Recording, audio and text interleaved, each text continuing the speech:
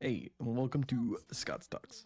And we are going to cover Honkai Star Rail as the game just came out, and I thought I should cover it since I enjoy playing some of Hoyoverse's games that they have.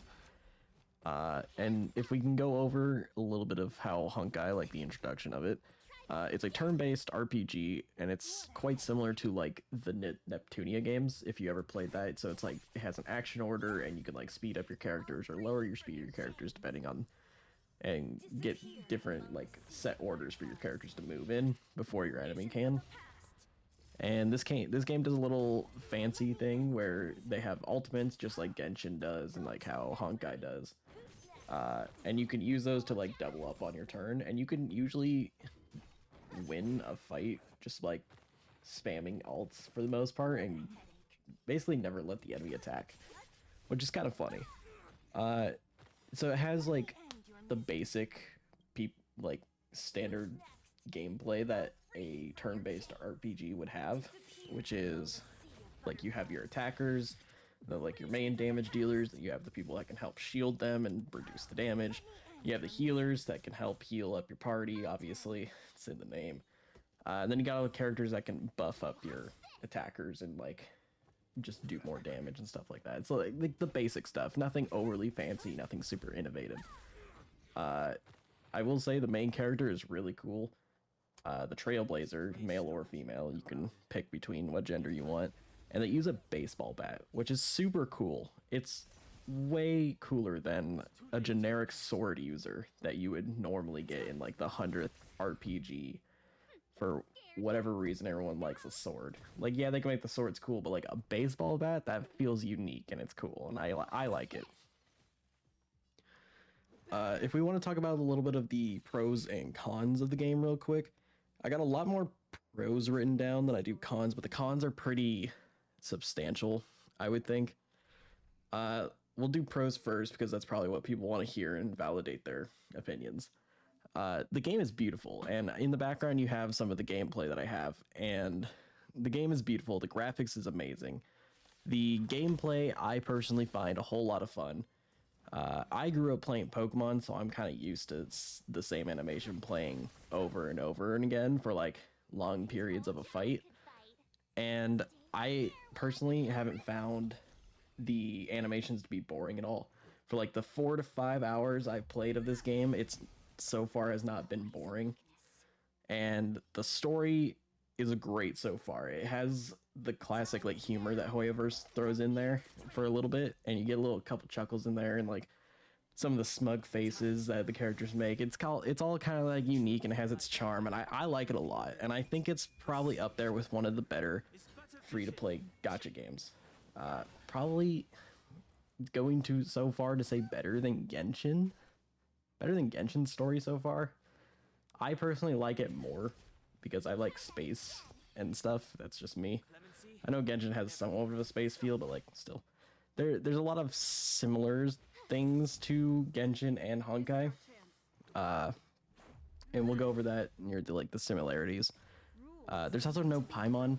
Paimon can get really annoying in Genshin sometimes, and there is a couple similar characters to Paimon, but like they do them right. Like March 7th is similar, but like it's an actual playable character and they're actually relevant to the story, but they're not overly annoying and like don't help at all. And then you got like Pom Pom, which is on the train that you get on. The Astral Express is what they call her in the game. And they're similar to Catherine, where you can go there and like get your level up rewards.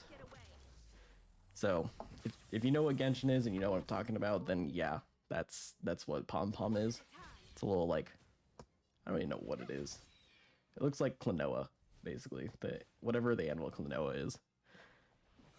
Some cons though into the game is going in, you gotta know it's a free-to-play gacha game. So you're gonna have all the scrutinies that a normal gacha game would have. And so that entails, you know, pulling for characters that and possibly losing the 50-50 or whatever pity system they got, which they implemented the Genshin pity system, the same structure to Genshin, meaning you got the horrible pull rates, So you can barely get your 5-star until you hit hard pity at like 90 or 80. And then on top of that, you have the 50-50 chance of who you want on the limited banner, I should say. On the limited banners that they have. So right now it's Sealy, which is super cool. I love Sealy, great character. And they just I hate that system. I've only pulled a little bit and obviously have gotten jack shit because the pull rates are awful. I don't even have a 5-star unless you count the main character, which you get for free anyways. But like the free 4-stars that you get are pretty fun to play as, so you're not missing out much right now since the game is brand new. But yeah, you got that horrible 50-50 system. So if you lose the 50-50, you have to build up your pity again until that 90 because of the horrible pull rates, and you'll probably not get that lucky. I mean, there are times where you get lucky and you get like a 5-star after a 5-star, but like that's luck. Most people don't have that luck and they have to build up their hard pity.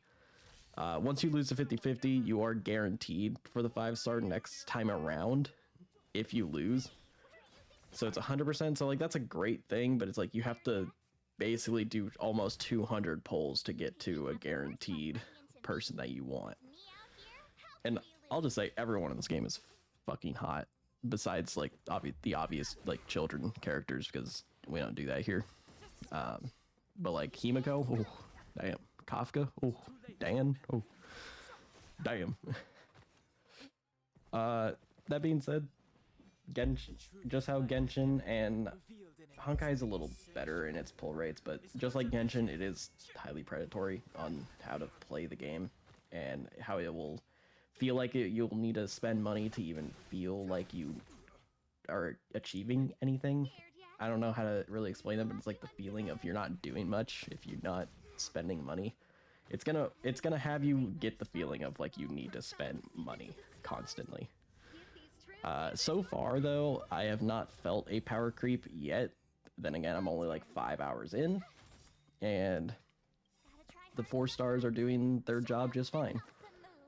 It would not surprise me, since it's following the Genshin path, that they do a power creep and some characters get phased out, and it kind of forces you to go play with the new characters. And those new characters are probably going to be locked behind a pull system instead of the free ones that you get, because Genshin did that, and all the free characters you got in Genshin are horrible besides one of them, and that's about it. So I would say if you like playing Genshin, you probably might like this game. It has a somewhat overworld free exploring thing. It's not an open world game. From what I've seen, it's not open world. It's like open areas is more what I would think it is. The areas that you can explore, like the towns and the train and like the areas that you can explore, are open enough that you can like go find like little chests here or there, and I think I have some in the background that might be playing. I don't quite know, but yeah. And then you got like these astral teleporters that are similar to the waypoints in Genshin, which is great and all, but it's like the areas are not that big, so it's like between teleporting from map to map probably, but like teleporting within the same town is not quite as necessary, I would think. So do not go into this game thinking it's open world, because the maps that are enemies are built in, it's kind of more linear than it is open world. And the open world aspect is not big. I keep repeating that. It's not an open world game. It is strictly a linear, like, open area space. There are a few like chuckle things that you can do in the open areas, like the city that I just got to, you can like interact with some of the trash cans, and I got like this trash can coin or something, and it was really cute, and I liked it that they have you little interactions with that, or like just like the random trash cans I was interacting with. I really liked it. I thought it was funny. That being said, this universe of Honkai Star Rail is parallel to Honkai Impact Third, meaning the stories aren't connected, but they have similar aspects. It has similar characters. Like in Honkai Impact, you have Bronya, that is like one of the Hershers, and they are super cool and powerful and all this. And there's also Bronya in this game, which so far is what I've seen is just another character, and she's only relevant to the story that I've gotten to. But there's like similar characters, like Seely's another character from Honkai Impact, and then there's Seely in this game. So it's a similar. They have the same characters, but like they're used differently. I would say if you do like turn-based games, like Pokemon Neptunia games, like I mentioned earlier, you'll probably like this game a lot. It's probably one of the more polished turn-based action RPGs out there, and I think it's worth trying.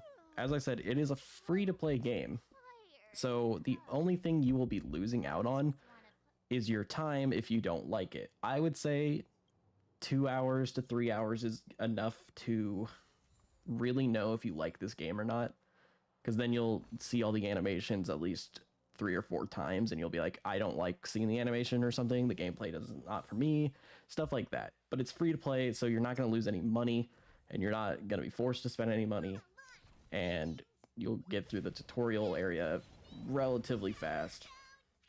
You'll get your character and you'll name them, and then you can do all that. So worth trying. If you do continue to play the game beyond that, that's when you need to be careful. Like, you're enjoying the game and you like all this, and then you like see all these characters that you want and they're everywhere, and like you got your standard banner, you got your limited banners, which is the only one you should actually spend money on if you actually care about that detail. But beyond that, I would be very careful with how you spend your money. It is not friendly for how much it costs to get who you want. It is probably going to spend a ton of money, like a few $100s, probably more than a standard price like AAA title like God of War or something.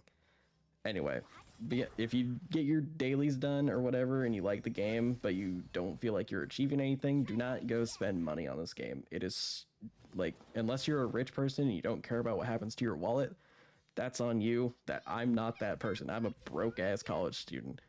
I will only be doing free to play stuff as far as I'm concerned, and I would recommend doing the same thing because I can't afford that. Overall statement, free to play game. Be very careful of how you spend your money in this game, as I don't think it's worth it. The predatory structure of gacha games are very unforgiving, and I don't recommend it for a lot of people. My recommendation, stay strictly free to play if you can.